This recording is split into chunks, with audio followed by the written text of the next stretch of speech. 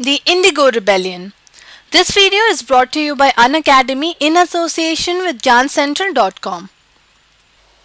So the Rhodes were oppressed, and this was not only because they had to pay high rents, but also because they had to grow a cash crop called as indigo, which was not even a food crop for their survival.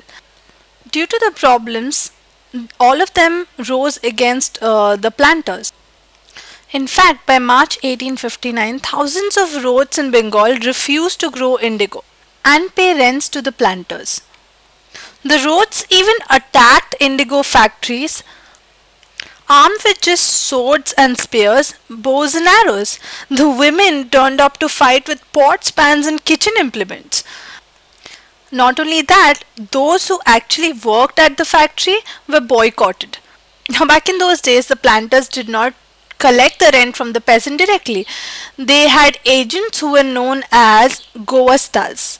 So whenever a Govasta came to collect the rent from the peasant, they were heavily beaten up. Now, just to oppress the indigo peasants, the planters employed people like lathials. Who are lathials? They were the lathi wielding strongmen. By lathi, we mean a very hard stick, which is often used to bully. Which was often used to bully the peasants into growing indigo.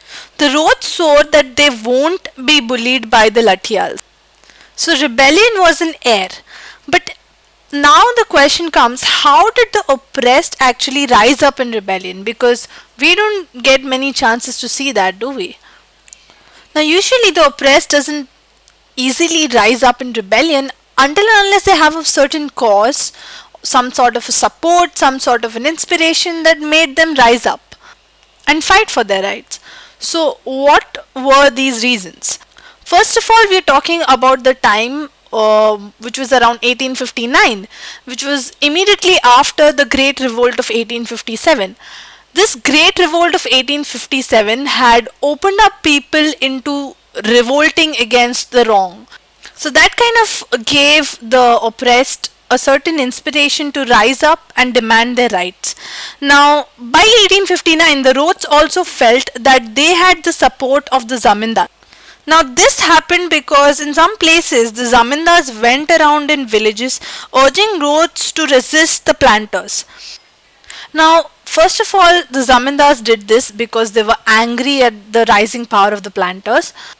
The zamindars were also unhappy of the fact that they were forced to give their lands on long leases. The second support that the peasants got was from the village headmen.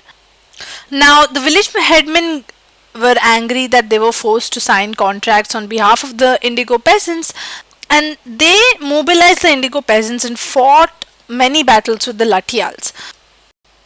After the revolt of 1857, the British government was particularly worried about the possibility of another rebellion.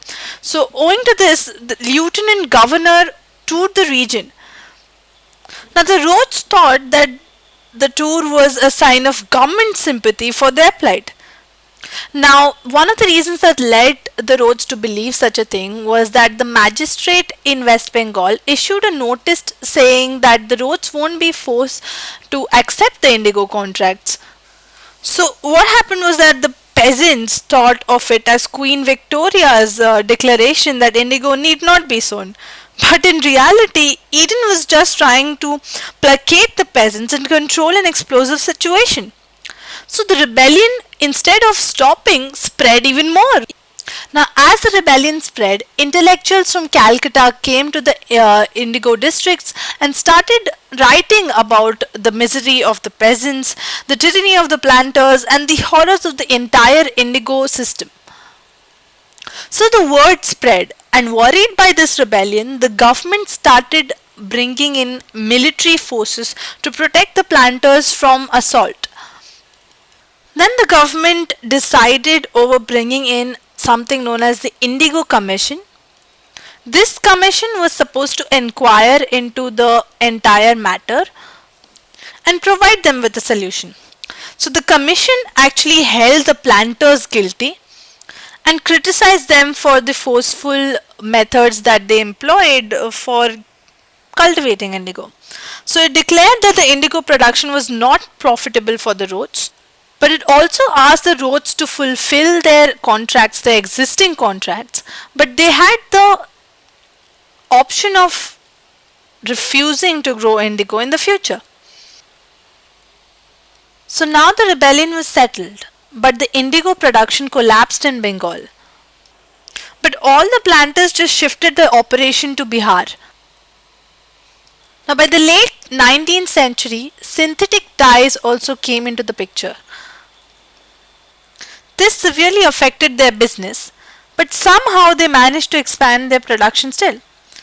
Now, by this time, Mahatma Gandhi was already famous. So, when he returned from South Africa, a peasant from Bihar's Champaran district persuaded him to visit the Champaran district and see the plight of the indigo cultivators there. In fact, Mahatma Gandhi's visit in 1917 marked the beginning of the Champaran movement against the indigo planters. This is significant. Why? Because this was the beginning of the Indian Satyagraha movement. The term Satyagraha was first seen in this very movement. Now, so far we have covered the peasants, the indigo cultivation, and the countryside problems under the British rule. So, now in our next video, we'll be covering the tribal life, how the tribals survived under the British rule.